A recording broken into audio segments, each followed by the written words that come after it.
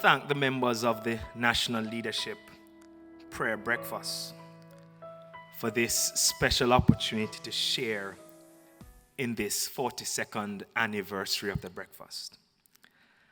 I consider it a blessed opportunity to share with those present and with those joining in the virtual space. I will humbly seek to share a biblical word with the intention to encourage and to challenge all the leaders here present. Permit me to acknowledge those in the virtual space wishing me well, and to acknowledge my wife present praying for me. Ladies and gentlemen, I was born in 1980.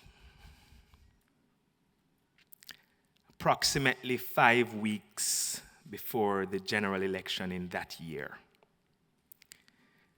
The community in which I grew up, unfortunately, was one of those communities impacted by the violence in the nation at the time.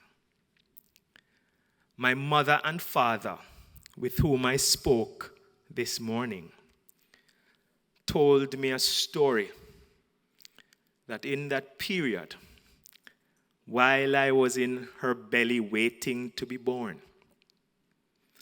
shots were being fired in the community. And she tells me, I don't know how this happened, but it is as if the fire from the mouth of the gun flashed before her eyes. She jumped off the bed with me in her belly, obviously desiring to protect me from harm that she think may have been pending. And I heard that my father said, this one will either be a gunman or a preacher. Some of you may be aware that I have multiple passions, and I'm blessed with involvement in other areas of my life, but I perhaps could not escape the call to be a preacher. It is for that reason that I think it is fitting for me to share this morning as I celebrate the 42nd anniversary of this breakfast in a year in which I'll celebrate the 42nd anniversary of my birth. And this year's theme, pressing forward in faith, hope, and love, is a very fitting and appropriate encouragement in the context of our present societal realities. The appeal this morning comes against a backdrop of circumstances that can and have caused many to shrink back in distress, pull back in disillusionment, and cower in fear. Pressing forward in faith, hope, and love is therefore a fitting summon for all Jamaicans. To be clear, when we talk about faith, hope, and love, these are not empty platitudes. These are not just religious words and high-flown cliches. These are not esoteric concepts, but very practical requirements for meaningful living for all of us as human beings. If indeed we cannot believe despite uncertainty, expect the best despite negativity, and passionately pursue the well-being of our fellow human beings, then our life's journey and the quality thereof will be hampered. To move forward, these virtues of which we speak, the three that will remain, are not only essential, but I submit are necessary. They are active ingredients in the mission to move forward.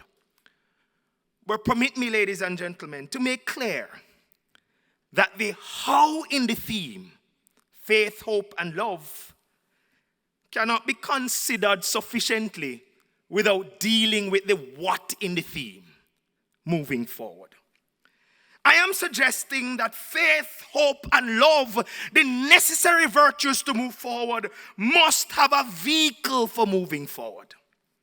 The essential elements of faith, hope, and love must be enabled in order for us to move forward. These character fruits must have a framework in which to thrive.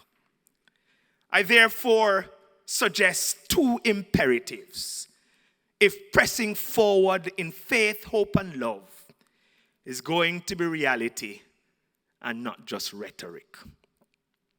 The two imperatives are: we must press forward with right actions based on right motives. And secondly, we must press forward with right attitude based on right mindset. Right actions based on right motives, and right attitude based on right mindset. Let's take the two in turn. Pressing forward in faith, hope, and love in this time requires a discipline, brothers and sisters, leaders, to do things right and to do the right things. Our potential as a nation will never be maximized without a recognition that we cannot get right results from wrong actions. Certainly not over the long term.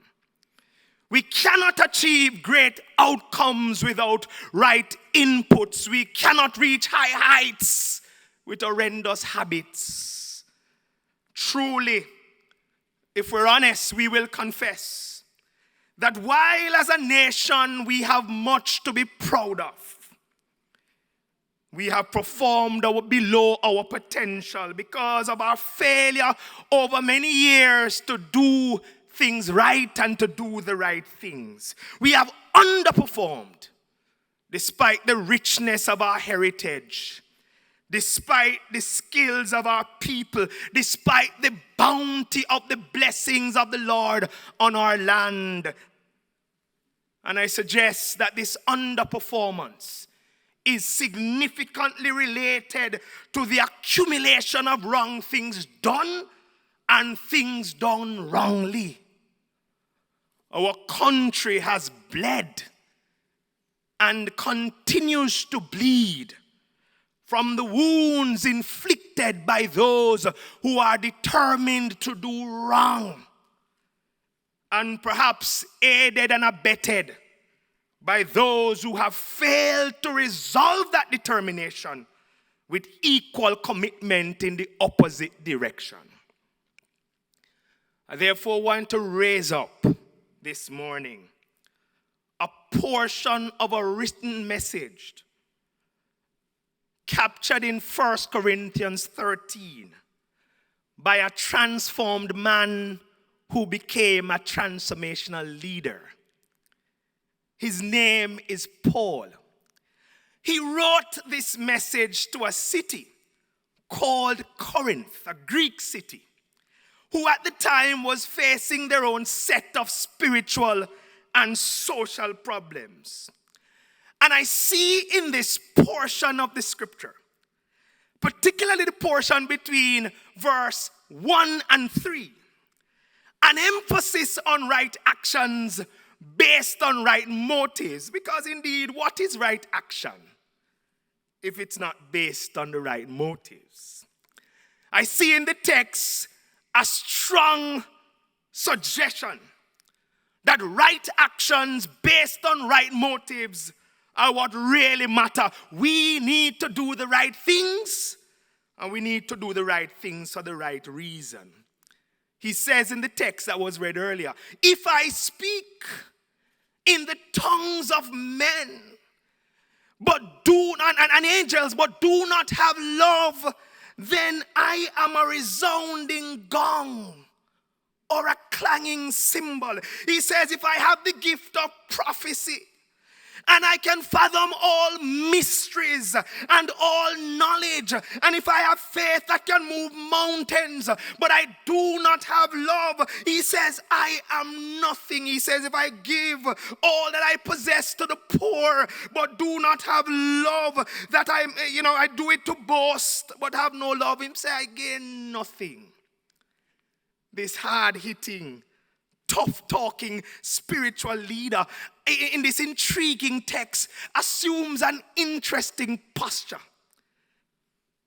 Perhaps as a demonstration of the love he spoke about. I don't know if you realize, but he speaks in the first person. And I humbly adopt the protocol by the wise preacher as I seek to apply the lesson from these verses. Permit me to bring the statements closer to home, therefore. Perhaps we can understand this better. If I say, though I am a church leader, spiritually gifted and charismatic, but if my aim is not to develop and serve those in my congregation and in the community with love, even if my titles are lofty and my resume is long, then I'm a sounding brass and a tinkling cymbal. Perhaps he's saying, if I'm a business leader, and though I'm erudite, if I'm not looking out for my people and seeking to actively enrich the life of all my stakeholders and add meaning to the life in the community, then it profits me nothing. Paul is saying, though I serve on prestigious and powerful boards, but I am not interested in serving the people and the purposes to which I am called and appointed, but instead only concerned with advancing my own reputation, then I am nothing, he says. Though I serve as member of parliament and pass laws that govern the people, and though I beat the bench and shout, hear, hear, in parliament, if I do not serve with an uncompromising commitment to uplifting my constituents and serving the national good, I beat the benches, but I'm a sounding brass and a tinkling cymbal. Though I serve as counselor in one of the municipal corporations, if I do not serve with the intention to positively impact the lives of those in my division, then I am a clanging cymbal. The oppressive nature of my spiritual giftedness as a church leader, my impressive intellect as a leader in the academy, my business acumen as a captain of industry, my political capital as a leader in politics, my medical training and sharp clinical instincts as a doctor has no real value if I do it in a way that is entirely about me and not we. Love must be the fundamental motivation for what we do. This ethos of right motive is fundamental if we're going to move forward. This ethic of right action shaped by right motive must prevail if the nation's quest for forward movement is going to be achieved. I suggest that the underperformance of our nation economically cannot be separated from the social and spiritual deficiencies of our people. I suggest that the crime, the insufficient productivity, the poor educational outcomes are all related to one degree or the other to the diminished willingness of too many to do what is right. Too many see doing right as insignificant and trite.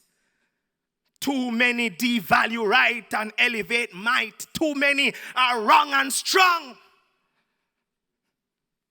We must be willing in this season, ladies and gentlemen, to take right action to achieve right results. It was Martin Luther King Jr. who said, and I'm quoting, "The time is always right to do what is right, and I declare the time is right now." Doing right must be embraced by the members of the cabinet as much as it should be embraced by skilled carpenters who make cabinets. Doing right must be embraced by the executive in the corner office in as much as it must be embraced by the youth on the corner. Doing right must be embraced by the Queen's Council and by the guidance counselor, by the police and by the plumber. All of us must be willing to do what is right. Now, let's be clear. I am not talking about being perfect. We know we're human beings. But for God's sake, we don't have to appear to be pursuing perfection in the wrong direction. We don't have to try to seek to be perfectly evil. We need to re-embrace right in this season. I submit for our consideration that, brothers and sisters, as we pursue the necessary promotion and defense of human rights, there must be a concomitant commitment to what is humanly right. Because if you think about it, human rights void of what is humanly right will ultimately lead to a proliferation of human wrongs with dire consequences for the future and fabric of this nation. We must commit to right actions based on right motive. You can beat the bench and say, "Hear, hear." But not only should we promote right action based on right motive, but I want to suggest that we must elevate right attitude based on right mindset. Pressing forward requires not only that we take action, right action, but that we have right attitude. We know the saying, altitude is determined by attitude. I suggest that the nation's altitude has been stunted by the wrong attitude of too many of its leaders and citizens generally. If we're going to move forward in faith, hope, and love, we must get our attitude right. It is important to note that right attitude is inextricably linked to right mindset. And therefore, the apostle in verse 4-7 gives an impressive description of love. He says, and follow me, he says love is patient. He says love is kind. Love is not envious. Love is not boastful. It does not dishonor others. It is not self-seeking. Love is not easily angered. It does not keep a record of wrongs. He says about love, it does not delight in evil, but it rejoices in the truth. It always protects. It always trusts. It always hopes. It always perseveres. I want to suggest that these character traits would serve Jamaica well. No, man. We need some more Jamaicans who are patient and kind. If that happens, I suggest public order would increase and road accidents would decrease. We need more leaders who are like love, as it were, looking out for others and not self-seeking. If that happens, we would have less impropriety and less scandals. There would be less murders and reduced reprisals. if more Jamaicans expressed love and did not keep a record of wrongs, we would have a more progressive society if we integrated love in our lifestyle. Can you imagine, if my math is correct, that the population of Jamaica since 1962 has increased about 1.7 times. But over the same period, the number of homicides have increased 23 times. We need improved attitude through renewed mindset. Too many of us in our daily lives seek to normalize the abnormal, celebrate the abhorrent. We try to make desirable the despicable, and we rhapsodize the reprehensible. And that needs to stop. We need to reassess where we're going. And we need to embrace what I call the righteous effect. I submit that righteousness does in fact exalt a nation. And sin remains as a reproach to any people. Right and wrong is not a relic of the past. This is not cassette and diskette. Right and wrong is still relevant now, and it's relevant for all people. I suggest that if we embrace what is right, our economy will do better, our social lives will improve, and it will benefit the people totally. As a nation, we have suffered by a crippling cynicism and a stifling skepticism that is getting worse. We like to say no better, no there. And we go further and we say no better, no there, John shop. Totally ignoring that along the street of life, there are many enterprises apart from the one operated by John. Yeah, man. We must resolve that we want better and we must pursue better. We must resolve that we're not settling only for what is in John's shop. We're going to pursue the better that is available. We must resolve mentally that we do not have to be purposely crass and perpetually cross. We do not need to be mean and wicked. As Jamaicans, we do not have to be unproductive and unprofessional. We reject those banners. We do not have to be impolite and uncouth. We do not have to be corrupt. We are not by nature scammers. We reject that view. We push back on the philosophy of evil promoted in our sayings, our songs, and our slangs. And we embrace the practice of what is good by embracing a mindset in this season of growth and continuous improvement. We will go up and not down. We will get better and not worse. We will move forward and not backward. But we need right attitude shaped by right mindset. Are you still here? I recommend a sustained and coordinated national development effort inspired by a passion for right action and an embracing of right attitude. This would support Vision 2030 with its lofty and commendable goals. I call it loving interventions for transformation. Lift. This would see national development partners coming together and agreeing on some specific actions to take if we're going to achieve our vision or get closer to Vision 2030. We call for a lift from Anchovy to Almond Town. We call for a lift from Norwood to Norbrook. We call for a lift from Irish Town to Islington. We call for a lift from downtown Mobay to downtown Kingston. We call for a lift from Petersfield to Palmer's Cross. We call for a lift in the nation. We need our young people to be lifted. We need our men to be lifted. We need our leadership to be lifted. We need our educational output to be lifted. In this season, we need lifting.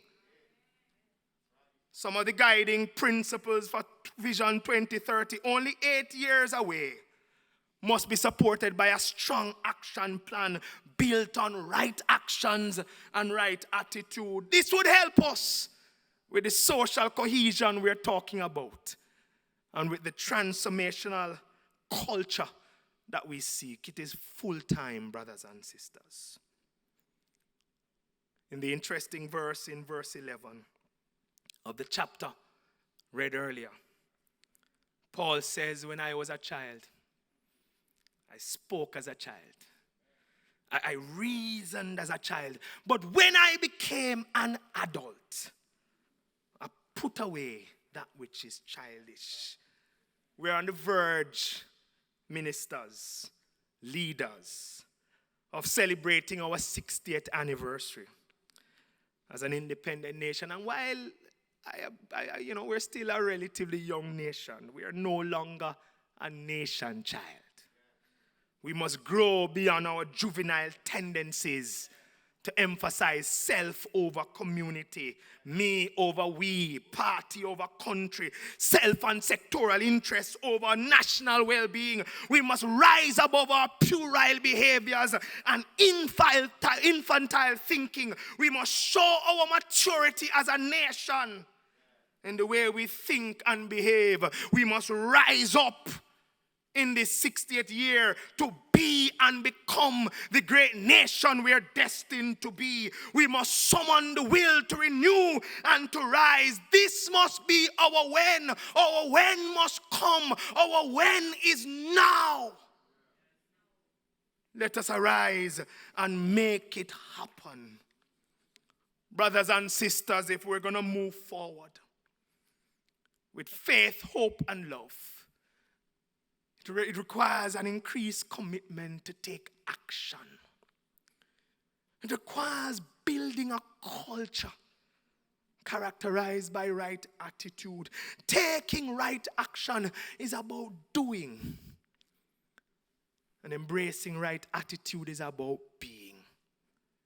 When we combine right doing and right being, then and only then we'll be able to maximize our potential. Then and only then we'll be able to move forward in the power of our Lord Jesus with the virtues that are universal and enduring, the three that will remain: faith, hope, and love. We can move forward. Yes, we can. But right action and right attitude are critical. We must resolve that we will do our best and be our best. And only with that resolve will we be able to rise up and to pursue the goal of making Jamaica under God a nation that increases in beauty, fellowship, and prosperity, and allow Jamaica to play her part in advancing the welfare of the whole human race. Let us arise and move forward with faith, hope,